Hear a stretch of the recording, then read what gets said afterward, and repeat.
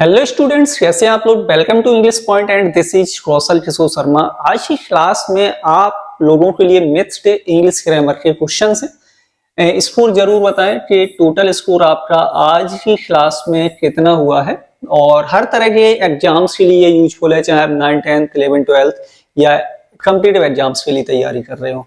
तो बिना देरी के हम करते हैं क्लास को स्टार्ट, और सबसे पहले लेते हैं सेंटेंस नंबर 1। सेंटेंस 1 में क्या है? If she about his financial situation she would have helped him out. यहां पर 4 ऑप्शन है, करेक्ट आंसर बताना है कि राइट आंसर क्या होगा। पहला है knew, had known, had been knowing and have known. अब देखो सेंटेंस को पहले हम पूरा देखेंगे तो यहां पर हमें क्या मिलता है? इफ क्लॉज, यानी कि ये जो सेंटेंस है ये आपका कंडीशनल क्लॉज लिखा हुआ है। कैसा क्लॉज है? कंडीशनल क्लॉज है ना, इफ से स्टार्ट हो रहा है। इसकी आपको सिचुएशंस भी मालूम होगी, मैंने कई बार बताया है। 3 सिचुएशन होती है कंडीशनल क्लॉज की: probable condition, improbable condition and impossible conditions. दूसरे स्ट्रक्चर को देखें, वुड हैव प्लस वर्ब की थर्ड फॉर्म, तो इसका मतलब है ये इम्पॉसिबल कंडीशन में आएगा, यानी कि इफ क्लॉज आपका बनेगा पास्ट इंडेफिनिट टेंस में। ठीक है,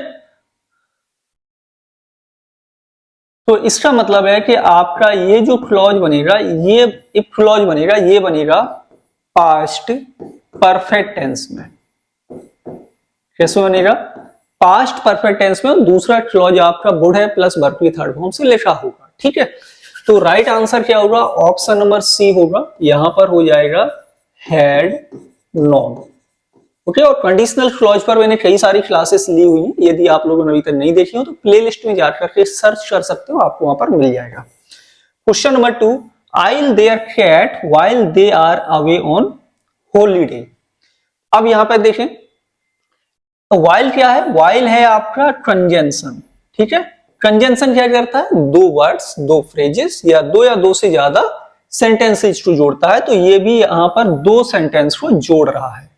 अब यहां पर देखो, they are away on holiday, इसका मतलब क्या हुआ? इसका मतलब हुआ कि ये प्रेजेंट में लिखा हुआ है। किसमें लिखा है? प्रेजेंट टेंस में।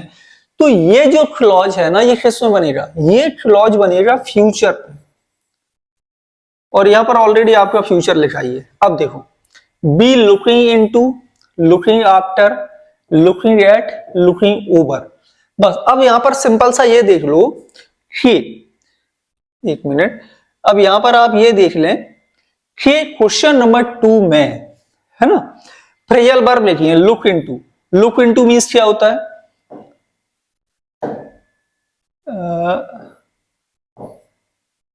अच्छा एक मिनट, लुक इनटू मींस क्या होता है? लुक इनटू मींस होता है इन्वेस्टिगेट, यानी कि जांच पड़ताल करना। जांच पड़ताल करना, इन्वेस्टिगेट करना। ठीक है, ये फ्रेजल वर्ब है। लुक इनटू क्या है? Phrasal verb. Looking after, look after मतलब होता है देखभाल करना, देखभाल करना। ठीक है, लुक एट, लुक एट मतलब ग्लैंस के रूप में आता है।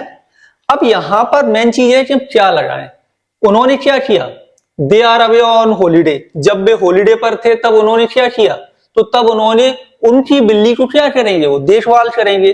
तो option number C, I will be looking after their cat while they are on holiday, यानी कि मैं उनकी बिल्ली की देखभाल करूंगा जब वो कहां जाएंगे? हॉलीडे पर जाएंगे तब।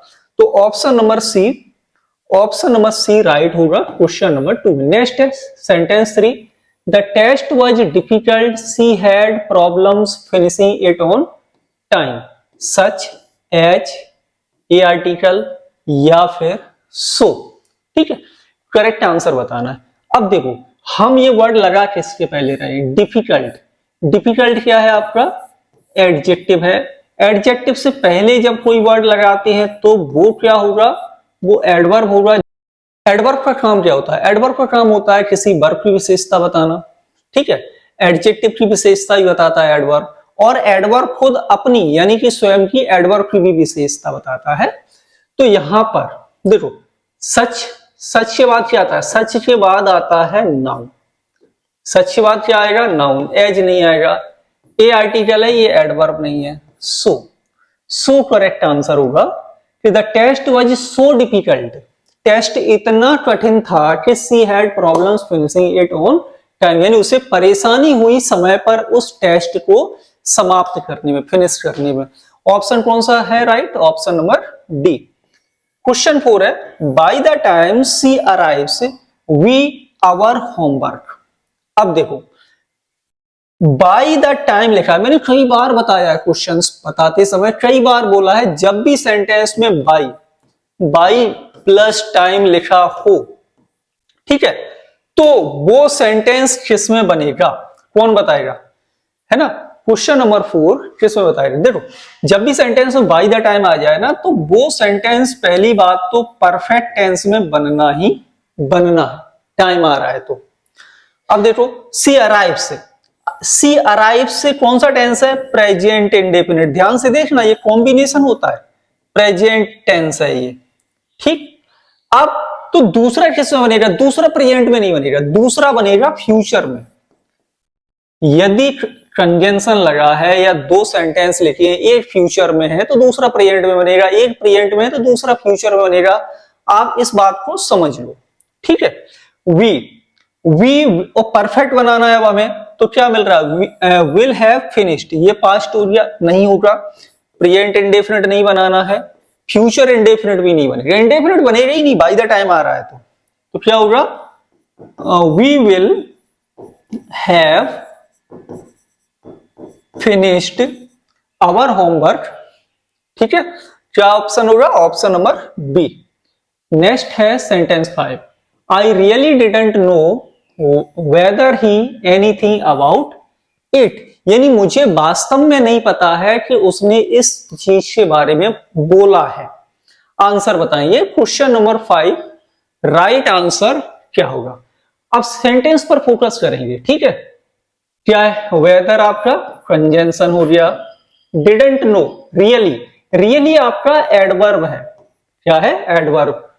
एडवर्ब किसको मॉडिफाई कर रहे हैं यहां पर, नो को, और नो क्या है, वर्ब। तो हम ये कह सकते हैं कि इस सेंटेंस में रियली एडवर्ब है जो वर्ब नो को मॉडिफाई कर रहा है। अब ये कौन सा टेंस लिखा है, ये लिखा है पास्ट इंडेफिनिट टेंस। कौन सा टेंस लिखा है, पास्ट इंडेफिनिट टेंस। तो ये क्लॉज किसमें बनेगा, किसमें बनेगा ये क्लॉज, सिंपल है, पास्ट परफेक्ट टेंस में, ठीक है। अब देखो पास्ट परफेक्ट में आपका ए ऑप्शन भी है, बी ऑप्शन भी है, टॉट नहीं होगा, हैज स्पोकन भी नहीं होगा, ठीक है। अब क्या लगाएंगे तो वो समझ लो, जो से वर्ब है ना, इसके बाद क्या था, जल्दी से बताओ राइट आंसर। कुछ यहां पर होगा हैड सेड। टेल का मतलब तो होता है किसी को बताना, टेल के बाद कोई व्यक्ति आएगा, टेल समबडी समथिंग एटसेट्रा, यानी इसके बाद एक ऑब्जेक्ट होगा और पर्सन भी होगा, किसी व्यक्ति को कोई चीज बताएंगे। यहां पर व्यक्ति नहीं है, देखो एनीथिंग लिखा है, यानी कोई बात है। तो से वर्ब के बाद आप थिंग लगा सकते हैं, पर्सन लिखेंगे तो टू प्रपोजिशन होगा और फिर somebody, say to somebody about something etcetera, इस तरह से कर सकते हैं। तो ऑप्शन नंबर बी करेक्ट है 5 का। नेक्स्ट है 6, everything by the time you get there.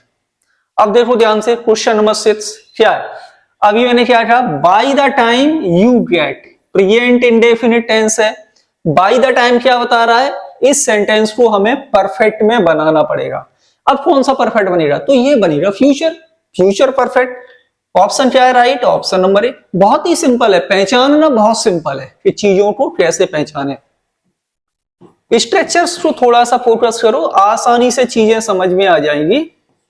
Been ready, ठीक है, everything will have been ready by the time you get there, यानी तुम्हारे वहां पहुंचने से पहले सारी चीजें तैयार हो चुकी होगी। ऑप्शन नंबर ए क्वेश्चन नंबर 6 में। नेक्स्ट है सेंटेंस नंबर है 7, कि देयर डैश द बेल। ठीक है, क्वेश्चन नंबर 7। अब आंसर देखो इसमें, क्वेश्चन नंबर 7 में क्या होगा। अब इंट्रोडक्टरी, ये देयर क्या है आपका इंट्रोडक्टरी सब्जेक्ट। इंट्रोडक्टरी सब्जेक्ट जानते हो कितने होते हैं? 2, कई बार बताया है। एक होता है इट, एक होता है देयर। तो नियम भी कहता है, क्या कहता है कि यदि आपका सेंटेंस देयर से स्टार्ट हो रहा है और वर्ब आपकी लिखी है, वर्ब आपको लगाना है, टेंस बनेगा भाई प्रेजेंट सिंपल टेंस। कैसा बनेगा? Present simple tense. एक एग्जांपल अभी और दूंगा मैं आपको। क्या होगा? देयर इज गोइंग नहीं होगा, देयर वोज द बेल। ठीक है, कौन सा ऑप्शन राइट है? अब जैसे एक सेंटेंस आप लोगों ने देखा होगा, सेंटेंस ऐसे लिखा है हियर डैश द ट्रेन, और कम की करेक्ट फॉर्म इसमें भरना है। तो जब भी सेंटेंस हियर देयर से स्टार्ट होते हैं, मेन वर्ब फिल करना है, सिंपली प्रेजेंट इंडेफिनिट टेंस बनाना है, हियर कम्स द ट्रेन। ऐसे ही ऐसा आएगा, ये ध्यान रखना है। ठीक है, here comes the train, there goes the bell, इस तरह से। Next sentence 8, how many people does the doctor know of the disease, है ना। करेक्ट ऑप्शन देखो, राइट वर्ब क्वेश्चन नंबर 8 में क्या लगाएं? कितने, हाउ मेनी पीपल, कितने लोग हैं, इंटेरोगेटिव सेंटेंस। डॉक्टर जानता है, क्या जानता है?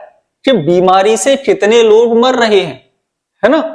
मतलब कोई कार्य चल रहा है, are dying, dying, has died या डाइड। अब हैज डाइड इसलिए नहीं आया क्योंकि बात थोड़ी जनरल हो रही, यहां पर डैज लगा है, इसका मतलब हुआ ये प्रेजेंट में बना है आपका। ठीक है, अब 2 सेंटेंस इसमें लिखिए, द डॉक्टर नोज ये वाला, और how many people dying of the disease. तो ऑप्शन नंबर ए करेक्ट होगा। आर इसीलिए आएगा क्योंकि पीपल यहां पर प्लूरल है, प्लूरल वर्ब आएगी। और राइट आंसर क्या हो जाएगा? ऑप्शन नंबर आपका ए, सेंटेंस 8 में।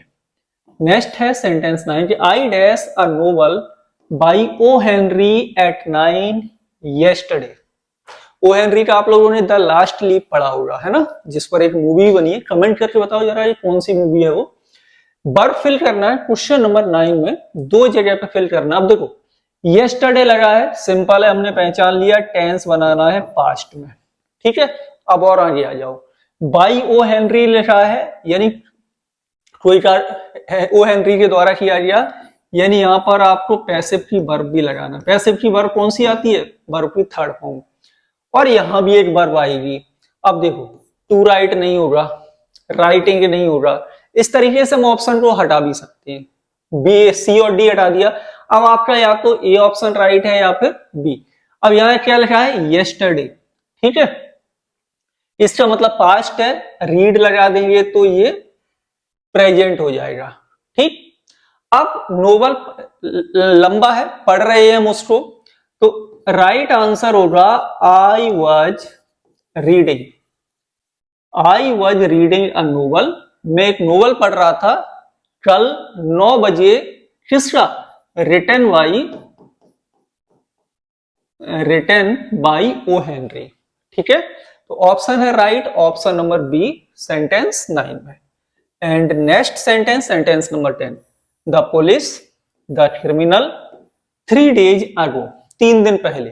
पुलिस ने क्रिमिनल को 3 दिन पहले क्या किया? अरेस्ट। 3 days ago, ago आपका जो टाइम है ये रिप्रेजेंट करता है कि सेंटेंस पास्ट में बनाए, तो इसको पास्ट में बना लेंगे। बी ऑप्शन हटा दो, ए ऑप्शन हटा दो। ठीक, कौन सा पास्ट बनेगा? एगो लगाए तो पास्ट इंडेफिनिट।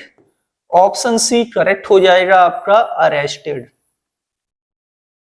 करेक्ट आंसर क्या होगा? ऑप्शन नंबर सी, अरेस्टेड यहां पे राइट होगा, सेंटेंस नंबर 10 में। चलो, तो आज की क्लास में इतना ही रखेंगे। कमेंट के माध्यम से आप अपना आज की क्लास का टोटल स्कोर बता सकते हैं। अभी तक आप लोगों ने इंग्लिश पॉइंट के यूट्यूब चैनल को सब्सक्राइब नहीं किया तो जल्दी से कर लो। जो भी डाउट्स हैं कमेंट के माध्यम से पूछ सकते हैं। और इसके आगे भी और भी बहुत सारे क्वेश्चन हैं, एमसीक्यूज हैं, और आपको कौन से टॉपिक पर एमसीक्यू चाहिए ये आप कमेंट के माध्यम से बता सकते हैं, उस पर आपके लिए जरूर एक क्लास बनाएंगे। Thank you for watching.